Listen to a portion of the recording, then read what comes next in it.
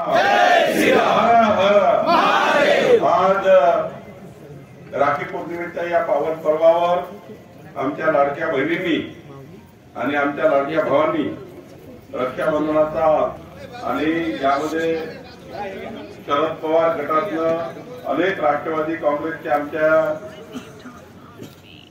अनेक महिला नेत्या साधारण डॉक्टर सौ सुनीता सावंतजी, सोनाताई कोल्हेजी, संताताई सुराटकर, लक्ष्मीताई तळेकर, शारदाताई जाधव, रंजना बोर्डे, मान्य शशिकला सुसरजी, लता चोरमाडे, नंदाताई चोरमाडे, रेखा गडवी, मंदा तळेकर, माजी तालुका अध्यक्ष सिंधुताई कैलास दिवटे आणि अनेक लोक आलेले आहेत. आज खरं तर मला अभिमान आहे की आमचे नेते, महाराष्ट्राचे लोकनेते माननीय रावसाहेब दानवे पाटील साहेबांच्या नेतृत्वामध्ये आणि संतोष पाटील दानवे यांच्या यशस्वी कर्तृत्ववान कार्यकर्त्यांच्या विश्वासाने आपण सर्वांनी आज भारतीय जनता पार्टीमध्ये केला. खरं तर मला अभिमान आहे माझ्यासारख्या कार्यकर्त्याला आज जी माझ्या राजकीय जीवनामध्ये उंची मिळाली त्यामध्ये माननीय रावसाहेब दानवे साहेब पाटील साहेबांचा माझ्या जीवनामध्ये अत्यंत महत्वाच्या त्या ठिकाणी एक साथ राहिलेली आहे. रावसाहेब दानवे पाटील साहेबांची जी साथ आहे ती साथ प्रेमाची आहे, ती आपुलकीची आहे, ती जीवनामध्ये ऊर्जा देणारी आहे, निराश व्यक्तीला ऊर्जा देणारी आहे. रावसाहेब पाटील दानवे असं व्यक्तिमत्व आहे कधी कुणाला निराशेत येऊ देत नाही आणि स्वतः कधी निराश राहत नाही. जीवनामध्ये त्यांनी त्यांच्या जीवनामध्ये त्यांच्या राजकीय आयुष्यामध्ये निराशा शब्द कधी बघितला नाही आणि त्यांच्या जीवनात त्यांनी संपूर्ण समर्पण समाजाच्या शेवटच्या गरीब माणसाच्या कल्याणाकरता महाराष्ट्रात देशामध्ये केला आहे. देशाचे मंत्री म्हणून त्यांनी मोदी सरकारमध्ये आणि आपल्या सर्वांचे परिवाराचे घटक म्हणून या ठिकाणी बसलेला असा कुठला व्यक्ती नाही आहे, कुठली परिवार नाही आहे ज्यांच्या जीवनामध्ये रावसाहेब दानवे साहेबांच्या व्यक्तिगत जीवनातला महत्वाचा वाटा नाही. प्रत्येक परिवार हा व्यक्तिगत रूपाने माननीय रावसाहेबांशी कुठल्या ना कुठल्या जीवनाच्या आपल्या एका मोडवर जुळलेला आहे. एक विश्वास, एक समर्पण माननीय रावसाहेबांमध्ये आहे. आणि या संतोष पाटील दानवे आपल्याला माहिती आहे की संतोष पाटील दानवे असं व्यक्तिमत्व आहे की रावसाहेबांचे संपूर्ण जे गुण आहे आणि संपूर्ण जो त्यांचा सहवास आहे आणि त्यापेक्षाही एक पाऊल पुढं संतोष दानवेजी हे महाराष्ट्रात जाऊन त्या ठिकाणी आमचा एक भारतीय जनता पार्टीचा एक कोहिनूर हिरा म्हणून या ठिकाणी आमच्या महाराष्ट्राच्या भारतीय जनता पार्टीकडे एक नेतृत्व आहे. खरं तर पुढचं नेतृत्व संतोष पाटील दानवेला करायचं आहे.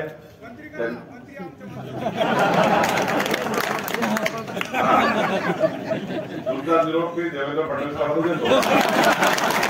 आणि आमच्या लाडक्या बहिणी खरं तर आपल्या सरकारने ठरवलं आहे जोपर्यंत आपलं सरकार आहे आपल्या लाडक्या बहिणीची जी योजना आहे 2.5 कोटी लाडक्या बहिणींना आपण जे अनुदान देतो, रक्षाबंधनाची एक ओवाळणी देतो, ही ओवाळणी तर तेवढी मिळणारच आहे पण पुढच्या काळात आपलं सरकार हे 2100 रुपये करणार आहे. त्याकरता आपल्या लाडक्या बहिणींना त्या ठिकाणी ही भेट आहे. आपल्या लाडक्या भावांना काय भेट आहे तर आपल्या लाडक्या भावांना पुढच्या काळामध्ये जे 45 लाख शेतकरी आहेत त्या शेतीमध्ये पंप आहे त्या विजेच्या पंपांना 5 वर्ष विजेचं बिल येणार नाही. हे आमच्या लाडक्या भावांना या ठिकाणी आज ही दीपावलीची ओवाळणी आहे. आपल्या दीपावलीची या ठिकाणी भेट आहे. आपण ठरवलं आहे आपल्या सरकारने ज्या व्यक्तीला गरीब माणसाला कर्ज माफ करण्याची खरी गरज आहे त्याचं सर्वेक्षण आपल्या सरकारने सुरू केलं आहे. आपल्या सर्वेक्षण सरकारने काही समिती तयार केली.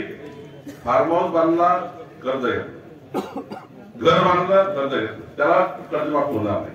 पण ज्या गरीब माणसाला कधी कर्जाची गरज आहे त्याला सरसकट कर्जमाफ झालं पाहिजे या भूमिकेमध्ये माननीय देवेंद्र फडणवीसांचं सरकार आहे.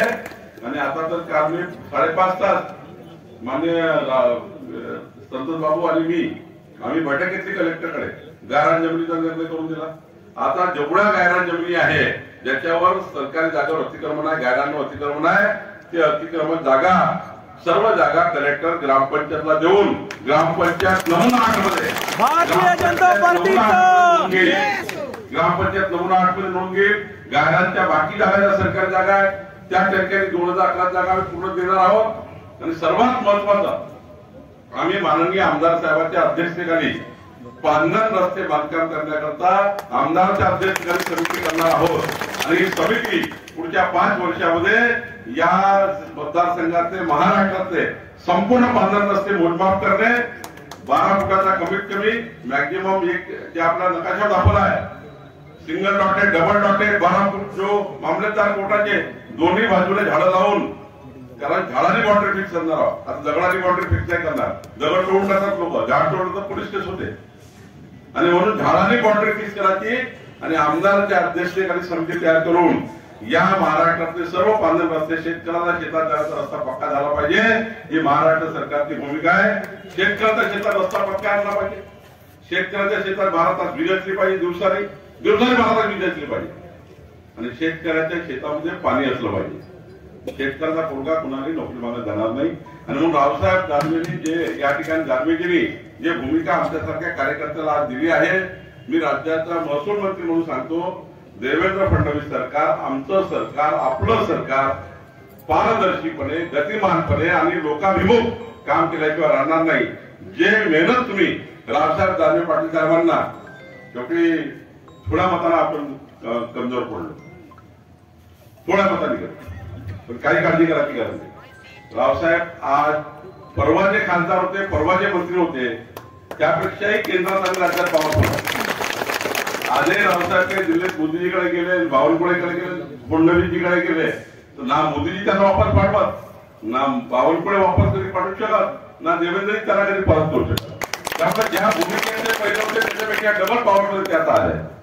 आणि त्यामुळं रावसाहेबांचं नेतृत्व आम्हाला त्या ठिकाणी महत्वाचं आहे. आणि संतोष पाटील दानवे यांच्या नेतृत्वामध्ये मी तुम्हाला वचन देतो की आपल्याला जेवढ्या काही केंद्र सरकारच्या, राज्य सरकारच्या योजना असतील त्या माननीय संतोष पाटील दानवेच्या नेतृत्वात आपण पुढे नेऊ. आणि मी तुम्हाला आश्वस्त करतो की संतोष पाटील दानवे महाराष्ट्रात कुठंच मागे राहणार नाही. आणि त्यांचं नेतृत्व महाराष्ट्रासमोरच जाईल. एवढी काळजी महाराष्ट्र भारतीय जनता पार्टी नक्की घेणार आहे. जे पार्टीमध्ये आज झाले रक्षाबंधना दिवशी आमच्या ताई आल्या, आपण विश्वास करा की रावसाहेब दानवेजी, संतोष दानवेजी आपल्या लाडक्या भावासारखे आपल्या सर्वांना सांभाळतील. आणि आपण ज्या अपेक्षेने आल्या विकासाच्या अपेक्षेने ती अपेक्षा पूर्ण करतील. धन्यवाद.